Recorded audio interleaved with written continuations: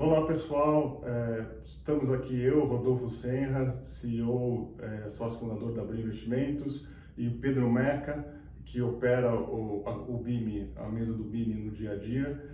Estamos aqui para falar um pouco sobre o BIME, o que aconteceu aí nos últimos 12 meses, falar um pouco sobre a carteira e também falar das perspectivas que temos aí no próximo ano, para 2023. E aproveitando também, porque acabamos de divulgar o relatório gerencial do mês de novembro, então eu vou pedir para o Meca começar esse papo nosso aqui, falando um pouco sobre a carteira no fechamento desse relatório de novembro.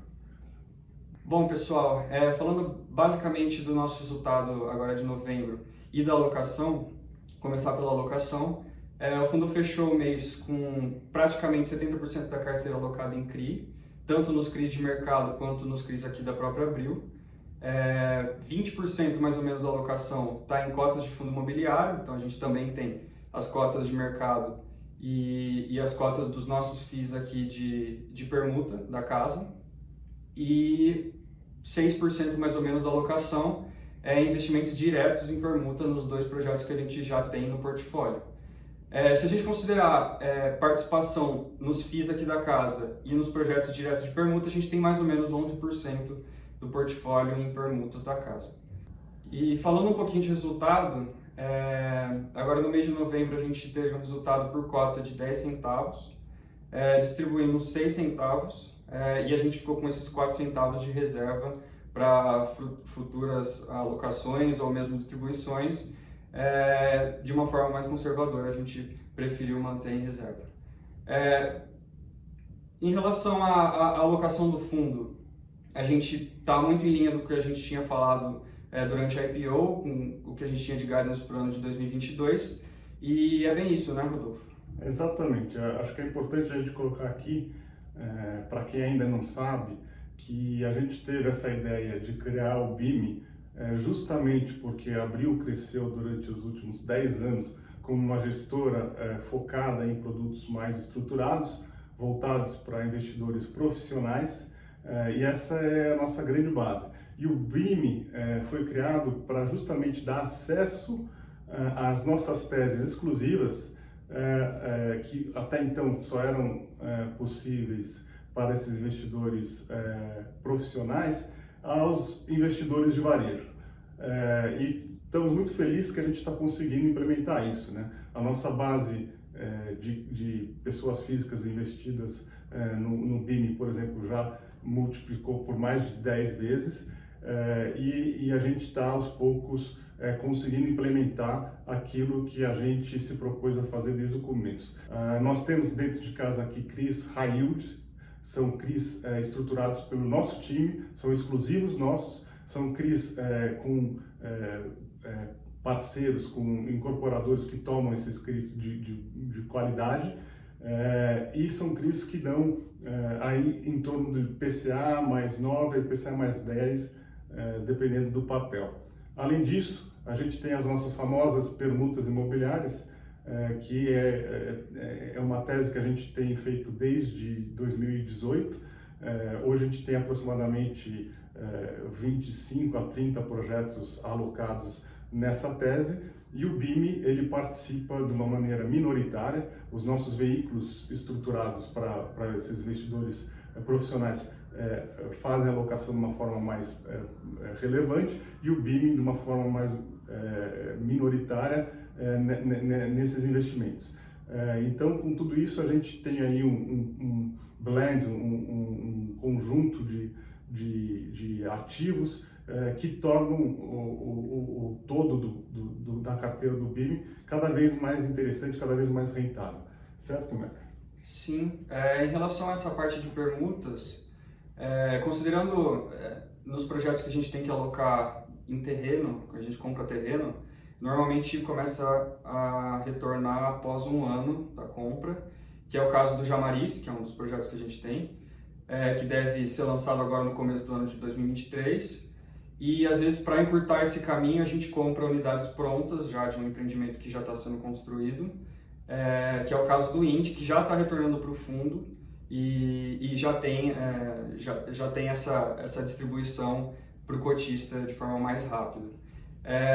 Isso em relação à alocação, a gente tende a ter uma alocação que respeite um pouco a distribuição, que a gente não tenha uma exposição muito grande em permuta para não impactar a nossa distribuição agora, e conforme os projetos forem retornando, a gente vai aumentando essa exposição para ter uma linha mais tênue de investimento e retorno. Excelente ponto. É importante deixar claro aqui que justamente como colocou, o investimento nessa tese de permuta, ela tem que ser calibrado para não machucar o dividend yield do curto prazo. Porque a permuta, quando a gente faz investimento na compra de um terreno, existe um ciclo de desenvolvimento imobiliário, né, que é a aprovação do projeto, lançamento, começa-se a vender as unidades, depois só com a entrega das obras é que realmente há o retorno desse capital. Então é um ciclo que é conhecido no mercado como curva J,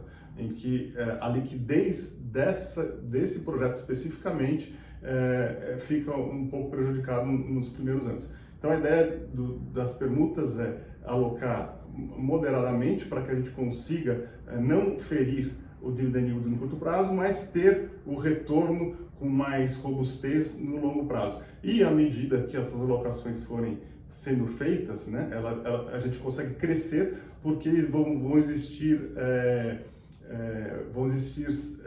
vintages, vão existir ciclos de investimento de forma que de tempos em tempos a gente tenha o retorno dessas permutas e começa a haver um negócio mais recorrente. Bom, falando um pouco dos CRIs, a gente hoje tem 150 milhões de reais em CRIs high yields aprovados pela casa. Como eu disse, esses CRIs têm o upfront fee, que é uma ferramenta de melhora aí da rentabilidade desses papéis.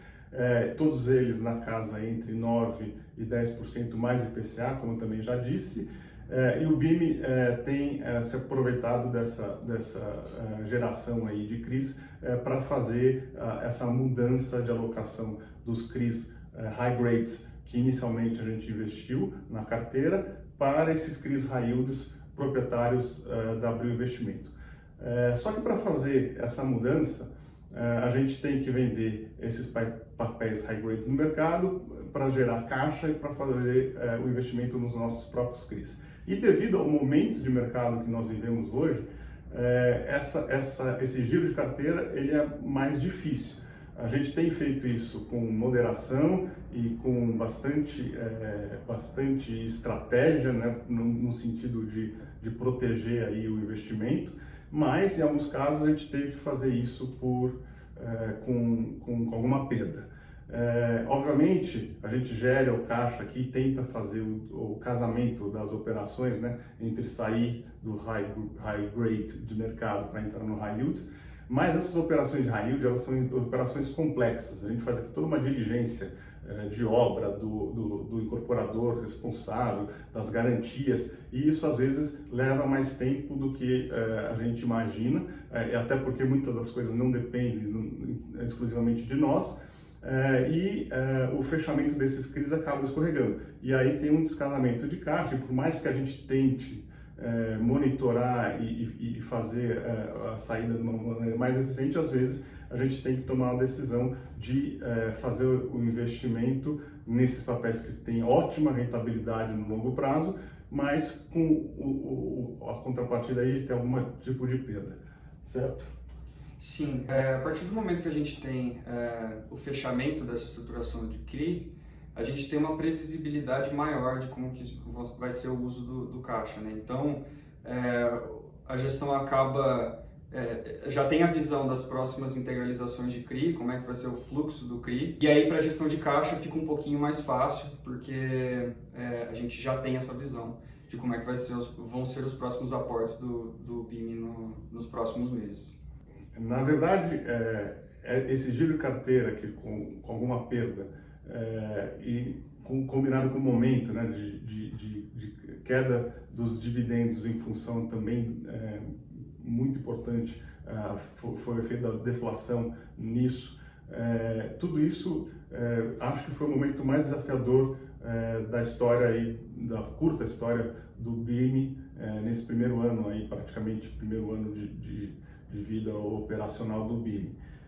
Mas para 2023 a gente prevê cenários mais controlados, né? A gente vai continuar fazendo esse giro de carteira, porque é a única alternativa, né? A gente poderia ter uma outra alternativa se as perspectivas macroeconômicas estivessem melhores, que era fazer uma nova emissão, porém não existe essa possibilidade nesse momento, então a gente vai continuar fazendo esse giro de carteira, mas a gente tem algumas estratégias que estamos implementando, estamos negociando no mercado para tentar minimizar essa perda. Ao mesmo tempo, a gente tem aí um pipeline de novos CRIs, que tem esse upfront fee que eu comentei, né, essa taxa de estruturação que é revertida como rendimento extra para o nosso cotista.